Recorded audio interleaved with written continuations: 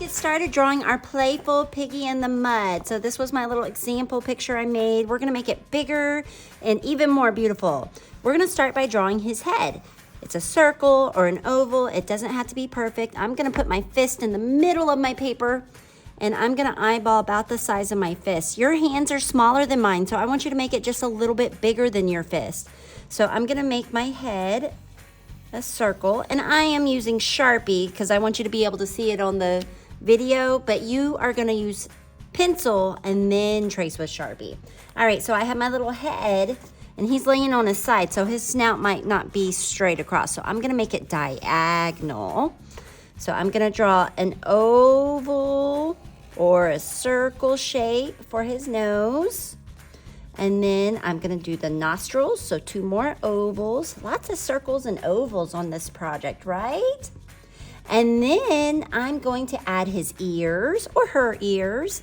So the ears are like little triangles. I like to try to curve it a little bit, but you just do your best. It doesn't have to look exactly like mine. So it's like a triangle shape and another little triangle shape, and try to make the same shape and size ear on the other side. All right, we're gonna come back to the face in a minute. Now, I'm gonna draw the body. We're gonna draw a big letter C. So I'm gonna start over here and go all the way around. There's my letter C, and I'm going to add my legs. So I have 4 legs on my little piggy. I have 1 back leg here, sticking up in the air, and it's kind of square at the bottom. And then I'm gonna come down a little bit, and I'm gonna draw another little rectangle kind of leg here. And then down at the bottom here, I'm gonna draw another little leg. I know it might get a little confusing on where to put the legs because he's laying down on his side. So that's why we're using pencil. If you need help, let your teacher know. And I'm gonna connect these 2 like that. So it's kind of like a circle with 3 legs like that. It looks like the letter E. Now, I'm going to put the little back leg here that you can barely see. It's gonna be coming up like that, okay? So, yours might not look exactly like Miss Fortenberry's, and that is okay. I'm gonna put kind of like a little triangle here for his hooves. Now there's different ways to do hooves, and your teacher can show you that too. Later, I will show my class a different option as well. So that is a super simple way just to make a little triangle and color it in with your Sharpie when you go in with your Sharpie. Now we need a little curly tail. So that's what is so adorable on little piggies. I love their curly tail. So I'm gonna make a big curl like that. And then right next to it, I'm parallel. We call this a parallel line. I'm gonna draw the same shape and connect it so that we can color it in later. All right, now we need some eyes and a mouth. He is a happy, playful pig, or she. You can draw your eyes open. So this is just a circle. And then eyelashes there. If you want eyelashes, you can draw them closed like so. So this one's having so much fun. Its little eyes are squinting like so. You can leave it like that, or you can draw little eyelashes. I know my ladies love to draw those pretty eyelashes. And then it is a happy little pig, so a big smile like so. And I'm gonna go over it with my Sharpie several times to make sure that we can really see that smile. So we now have our piggy. Isn't he adorable? Now we need to draw the rest of the picture. Where is he? He is playing in a muddy puddle, kind of like Peppa Pig. I have a 3-year-old and he loves Peppa Pig and jumping in muddy puddles. So we're gonna draw a big muddy puddle around our piggy. So I'm gonna start kind of a little above halfway of the piggy, and I'm just gonna draw a little wavy kind of lines going around.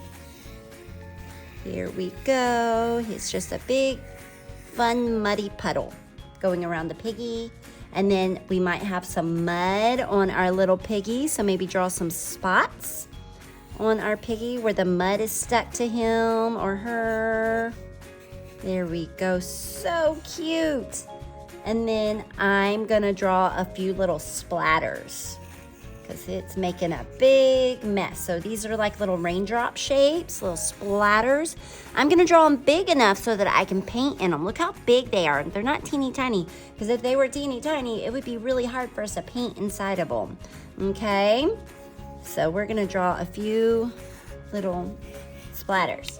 And now we need to draw this line towards the top of our paper. This is called the horizon line. This separates the ground from the sky. So I'm gonna draw, and it doesn't have to be perfectly straight. Let's make it a little interesting. I'm gonna draw kind of a wavy line, but not too wavy, for our horizon line. I am not gonna draw the clouds today. For our project, we are actually going to paint the clouds with some fun koosh balls later. We are going to start adding color to our picture.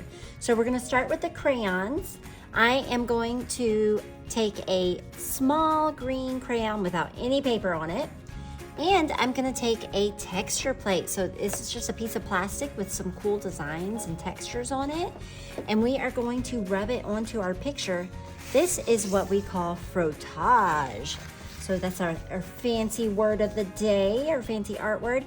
We are going to color just what would be grass. Do not color the sky. Do not color the mud or the Piggie yet. With your green crayon, put your texture plate under your paper. Lay your crayon down. It's just sitting there, it's laying, it's taking a nap. It's a lazy crayon. And you're gonna color with it on its side, just like that. So you need to pinch it between your fingers kind of hard, between my thumb and my pointing finger. And I'm just gonna press and rub. Wow, it's like magic. Look at that fun design. So everybody will get a different texture plate. So we'll have unique designs on our picture. And I'm just doing little rubs. I'm doing a little texture rub, or what did I say it was called? Frottage. So do it everywhere there would be grass. Just rub, rub, rub. And you may have to move your texture plate around underneath your paper, because your paper is bigger than the texture plate. So you just kind of move your paper or your plate around so that this fun design shows up everywhere on your picture. So I'm pinching it hard and I'm pressing down kind of hard. So this might take you a little bit of practice in order to get this technique down. So now my grass texture is done. We don't need this anymore, so I'm gonna put that away. And now we get to color our Piggie. So we're gonna color our Piggie. And I want you to color it really, really carefully and nice and neatly. So find a pink crayon. It can be any shade of pink. And you're gonna try really hard to color and stay in the lines. I want my Piggie to show up and be nice and bright. So I'm gonna press a little bit down so that the color is nice and solid. It looks like it's almost painted. So color in, stay in the lines. I'm gonna color my snout and the inside of my ears with a different color of pink. I'm gonna color around where the mud would be.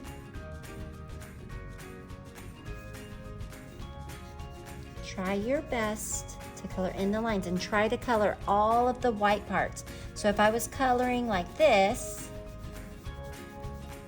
area is not finished. There's too many white spots in there. You want to go back over and color one little area at a time until it's completely pink. Okay, and you can see I have my inside of my ears and my snout colored a different color. We are all done with our crayons and we will move on to the painting step. So now I'm going to paint my sky blue. So I have a little bit of watercolor paint. It's already watered down. This is the kind you don't have to add water to. And you're gonna take your paintbrush, dip it in the paint, and let it drip in the paint a little bit so that you don't drip blue paint all over your paper or somebody else's. So just a little bit of paint goes a long way.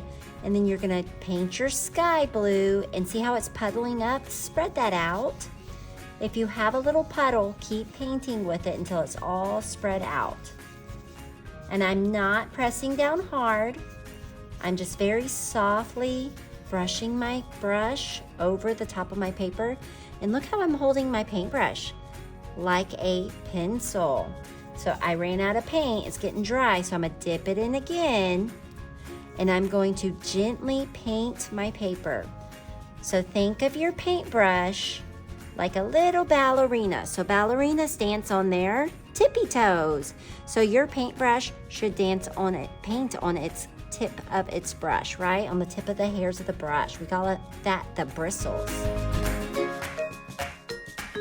When you're done painting your sky blue, I want you to rinse your brush off in the water. Make it nice and clean so that we can paint our grass green. So it's the same thing, a little bit of paint on your brush, let it drip, drip, drip, and then paint and spread the paint out over the crayon. You can still see the crayon design underneath the paint. This is a watercolor resist. The waxy crayon, the wax in the crayon stays because the paint just rolls right off of it. Now we get to paint our muddy puddle and all the little splatters of mud on our Piggie. So now we are switching to a different type of paint. This is called tempera paint. It's a little bit thicker. You might have painted with this before. When you take your paintbrush, you're gonna dip the tip of it in. Only get paint on the bristles of the brush, and only just a little bit. You can always add more, but it's really hard to take it away. So now I'm gonna paint really slowly wherever there would be mud. I'm gonna spread out my paint. Remember, it's like a little ballerina. It's barely touching the paper. Spread it out until you need some more. When you're ready to get more, just a little dip, just a tiny, tiny dip is all you need. And I'm gonna paint all the mud.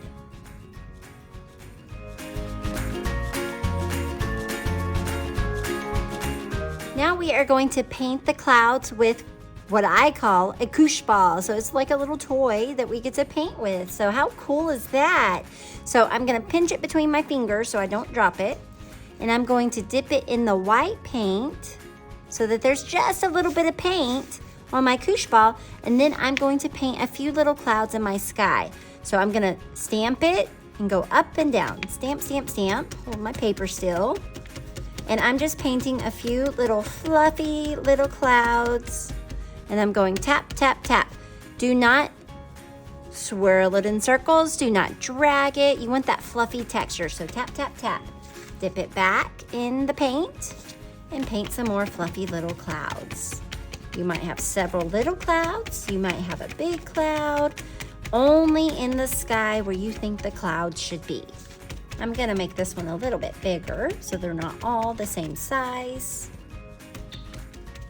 All right, so how cool was that? We got to print our clouds with koosh balls. So this is called printmaking. We're printing with little gadgets. And now we get to print grass with our cardboard. So I'm gonna take my cardboard and I'm going to dip the edge into my yellow and green paint.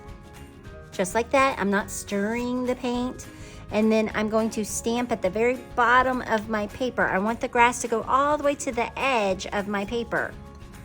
And I'm going up and down.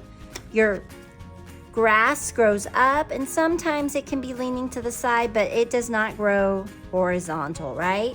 So don't let your grass lay down. It can be leaning and crisscrossing a little bit, but not laying down. So I'm going to stamp all the way across my paper, and it can go over the mud just a little bit like this, but don't go up here and stamp just the mud and the Piggie. So only where grass would be growing.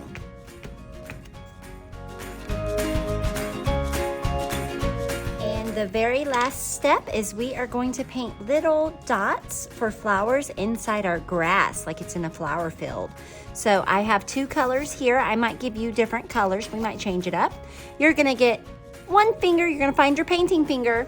So you can paint with the tip of one finger, not all your fingers. not your whole hand, just the tippy tip of your painting finger. So find that painting finger.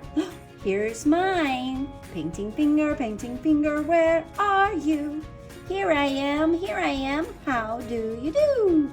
All right, and then you're just gonna stick it in one color at a time. And I'm going to put little dots, not swirling my finger around, just stamping dot, dot, not a lot. They're not touching each other.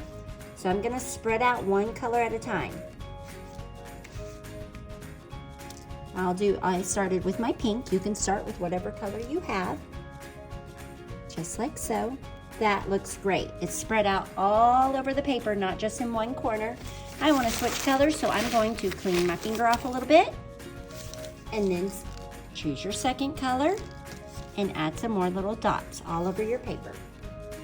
And this is the last step. We will let it dry and admire our beautiful artwork. Good job, everybody.